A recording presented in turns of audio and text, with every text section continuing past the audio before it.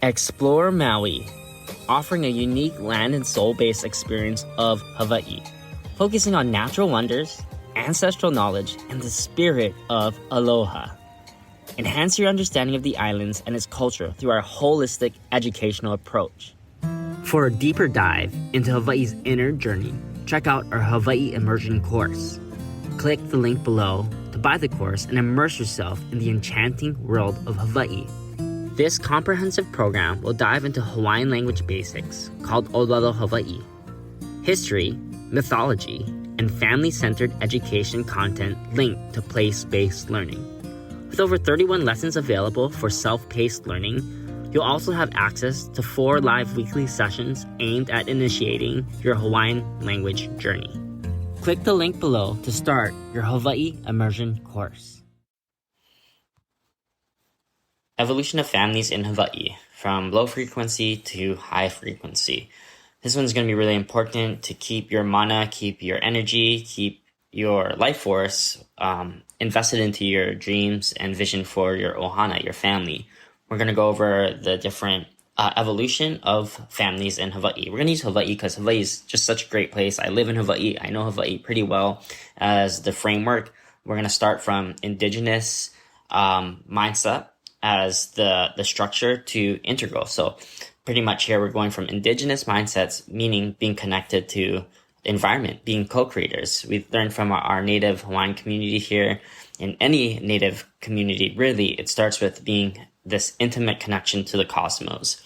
I'm thinking of scripture here. For God so loved the cosmos. It's the universal tapestry. In Hawaii, it's the kumulipo. It's the fabric of reality. It's the dark grid, light grid, the realm of Po and the realm of Ao. And deep ingrained within Hawaii is the idea of aloha aina, that which sustains you. So the opener here for evolutions of families in Hawaii is intimate connection to the cosmos, to the universe. And this connection comes with a sense of connection to God, comes with a sense of connection to Aina, or ultimate reality in seen and unseen realms, and connection to Kanaka. So each other, one another, aloha Aina. Here, what sustains us is the palina, the relationship with each other. Also within this indigenous framework, as far as the evolution of families in Hawaii, come from this tapestry that we talked about constantly. The tapestry, the word here for tapestry is honua. It's also the word for earth or world. And this tapestry is filled with mystery and revelation. As we learned that, as we progress through Hawaii's evolution of families in Hawaii, we kind of trap this mystery and revelation into this reductionist view. But really, in indigenous view, one thing we can learn to increase our mana, our vitality for our family, is that Aina, connection to land, is really being connected back into the mystery, into the realm of wonder and awe. When we're in the state of wonder and awe, we can have direct revelation. We don't need to be fed information, but this revealed knowledge through creation to each individual authentic personality and design, that's connection to Aina. We've lost that connection to Aina because we've lost our connection to this grand tapestry. Here, that's the function of this vision. When we talk about mystery, we talk a lot about mythology. I love mythology. I'm not talking about it as a falsehood, but as Alan Watts says, as an image. So this image is, the function of this image is to cast a vision, for inspiration and aspirations to fit within societal role. Here, indigenous knowledge is all about societal roles. He moku, he va'a, he va'a, he moku. That means the land is a canoe and the canoe is a land. You don't put unnecessary things in your canoe, especially if you're navigating treacherous waters. Each person is very important. Each thing in there is very important. So that's what happens. This indigenous worldview in the evolution of families really means that everything has its right place, right time, right moment. And when we capture that, we evolve out of this indigenous mindset into an ingenious mindset. And ingenious here simply just means akamai. You're smart. You're reflecting the shadow of God. You're reflecting the shadow of creation. In this ingenious worldview here, we can talk about this connection to your tribe through the collective human experience. And coming out of the indigenous worldview, as far as tribes, each tribe has their function. Some tribes are good for mountainside. Some tribes are good for oceanside. Some tribes are good for navigating. And as we continue to increase and move our families through this tribal mindset, we start connecting the dots to increase our human consciousness. So these expansion of human understanding and awareness of the internal and external world really leads us to those big questions of meaning and purpose. Who am I? Where am I going? Talks about belonging, and also talks about mimicking your environment. So ingenious ways that families in Hawaii has evolved to do this is, first of all, land-based. When we talk about land-based, we talk about the ahupua'a system, a system in which man formed with the topography of Aina and is able to create using natural resources, not extract, but really that intimate relationship with Aina. And that's the ingenious mindset. As families come together, expand our conscious, especially within different cultural heritage groups, we take what is beneficial to our society and we're able to expand on it, which leads us to the next part. Not only do we expand on it, but it comes to the dip where we become extractive of it. So another evolution of families in Hawaii is the industrial complex and the industrial mindset. After we are ingenious, we learn how to function within society, function within our natural environment. Here, the decline of evolution of families in Hawaii start. For better or for worse, the industrial mindset. So the industrial mindset really comes from this whole idea of extraction, of survival, being materialistic, injustice, exclusive, ignorant, so on and so forth. Here, the industrial mindset starts off with plantation camps.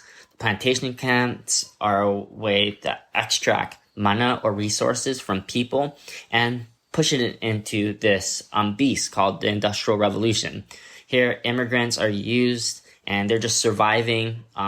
Militarization happens in this time period of Hawaii. More injustice happens to Aina. Hospitality industry increases, which creates this exclusive culture. And here, local culture starts being undifferentiated. The different culture heritage groups of the world start blending together, and they're no longer differentiated. That's where ignorance comes from. When things get too blurry, ignorance happens. But on the flip side of this, from the shadow, there is the what we would call the gift. And we're going to talk about that more in our webinar. But long story short, we're going through this after the industrial age of the evolution of families.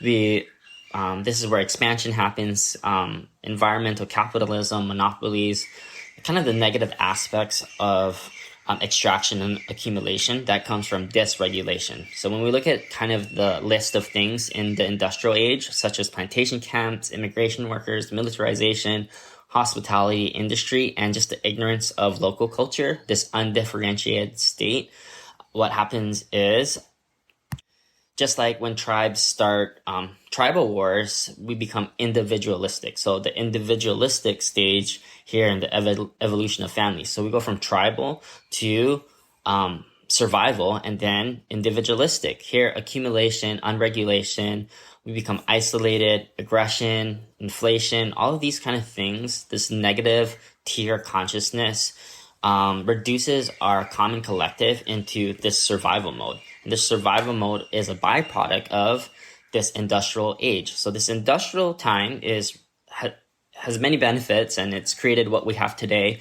But when we look at it from a critical perspective, the industrial revolution leads to individualistic thinking. So here we have iPhones, iMovie, your microwave meals. It becomes about the individual and their own needs. So separation from tribe, separation from land, separation from God, and you become individualistic. Here, the individualistic ideas create a sense of dualism.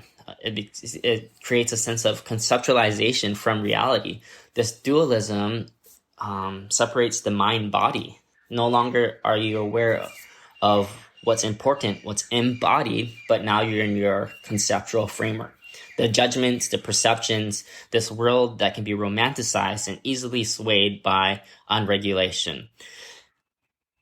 Just like everything has a shadow, of course, we have the gift. And within the gift of this kind of industrial age, what we learn from plantation camps is that you can be generous, that these worldly cultures, the heritage, different culture groups become generous and share, and they weave in and they create something new. We have a lot of things in Hawaii today because of this inclusive, ingenious method of blending world cultures. Also justice. Justice is great because in the industrial age, militarization really does, in one sense, hold the force able to fight the injustices of the world. But that's another subject for another day.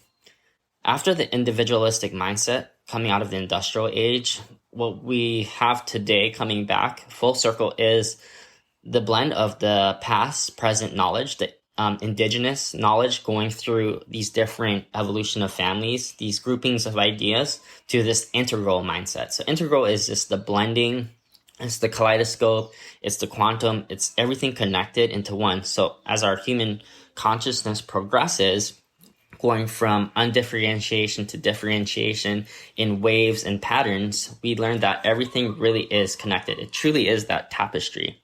Integral here talks about the quantum, the universal, the love, high vibration, and within this integral, this really important knowing the parts that make up the whole, we can just add in our flavor, our authentic design, our pattern for our family. So it's not only important to have this industrial, individualistic mindset, but to progress out of it, make progress, and become integral, using the different parts to create a new whole. And that's where a paradigm shift happens. The paradigm shift of evolution of families in Hawaii really is an important part of this grand tapestry, as Hawaii, the breath, the living water, the light of the middle of the Pacific, the thing that connects the waters of the world. Here, we're evolving from lower frequencies to higher frequencies.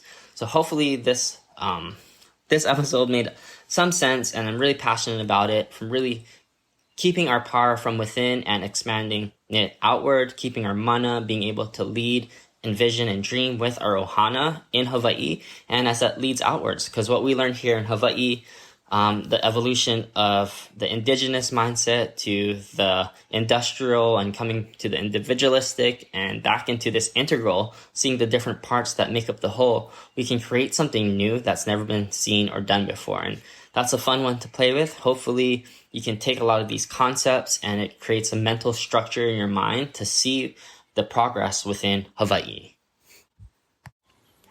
As we wrap up our journey through Explore Maui, we hope you've experienced the true essence of Ohana and the island's spirit.